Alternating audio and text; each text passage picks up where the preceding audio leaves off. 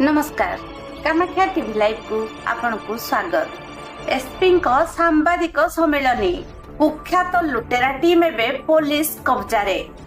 कामाख्या नगर SDPO office रे रविवार दिन गोटाए समय एसपी सांबादिक सम्मेलनी 6 जणिया आंत जिला लुटेरा को धरिला पुलिस। बहु परिमाण रे इलेक्ट्रोनिक सामग्री सहित चोरा motorcycle, mobile, laptop, computer, printer सहित खाद्य सामग्री आदि जबत कला पुलिस। संपृक्त डकायत नाम ढेंकानाल अनुगुल विभिन्न थाना 64 केस अच्छी।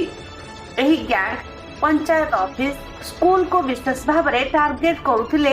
कामाख्यानगर एसडीपीओ कार्यालय ठारे रविवार दिन गोटाए समय प्रेस मीट रे सूचना दे ढेंकानाल एसपी संदीप संपद मडकर, एठारे एसडीपीओ स्नेहाशीष साहू, पर्जंग थाना अधिकारी प्रियव्रत दास, कामाख्यानगर थाना अधिकारी धीरेन कुमार बेहेरा प्रमुख उपस्थित थिले।